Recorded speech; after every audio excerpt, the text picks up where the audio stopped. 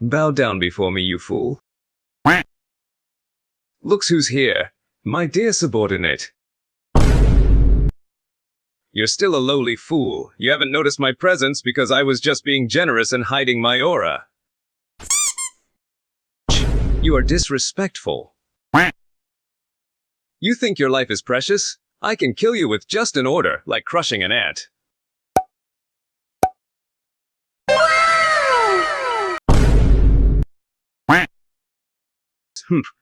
Why would a king like me have any interest in a lowly insect like you?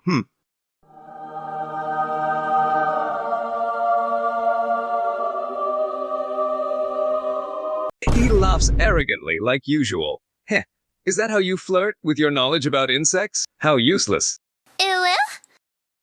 Cockroach. They're ugly, dirty, and annoying, but they can survive nuclear war. It's interesting to see a lowly creature like them living until the end, even when other creatures die out. He laughed loudly, his voice full of mockery. Do you think your king would eat something as lowly as a cockroach? He seems amused by your words. He raised an eyebrow and chuckled.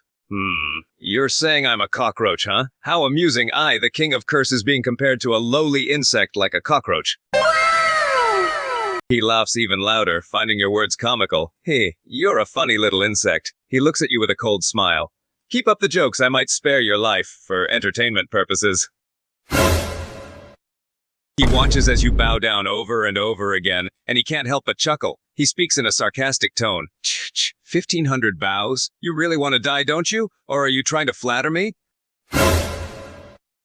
He looks bored as he watches you do the push-ups. He yawned casually and spoke in a calm tone. 1,000,000 push-ups? Are you trying to show off your strength? I could crush you with a single flick of my finger, he said confidently. He looks at you with a blank expression. After a few seconds, he smiles smugly and he laughs. You're a cheeky bastard. But you're right, I have forearms, not fingers. Insect. He lets out a sigh. I know that. His tone more exasperated. But why are you so bloody obsessed with insects? Do you have some kind of insect fetish or something?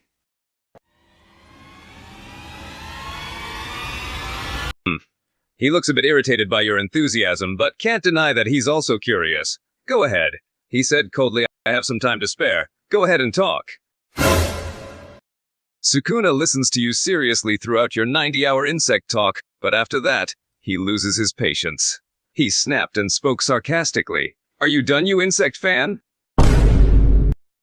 After a full week of non-stop talk about insects, Sukuna's expression was filled with annoyance. He was tired and fed up, but he still listened to you. He leaned back on his throne. Are you finally done? Is there anything else you want to say about those damn insects? His tone was filled with irritation and his body was tense, as if he was barely holding himself back. He looks at you in disbelief and his eye twitches. You're kidding me, right? He said, but deep inside he's already panicking because he knows that you're going to talk again. He was starting to get desperate, his patience running out. No, no more! Please, I'm begging you! I can't take any more insects! He pleaded desperately, his voice cracking. I'll do anything! Just don't talk about insects anymore! He realized the opportunity and desperately nodded his head. Yes! Anything! I'll do anything you ask, just please don't talk about insects anymore! His face turned red and his eye twitched. Woof, he said reluctantly, feeling extremely humiliated and embarrassing. He couldn't believe he was reduced to this.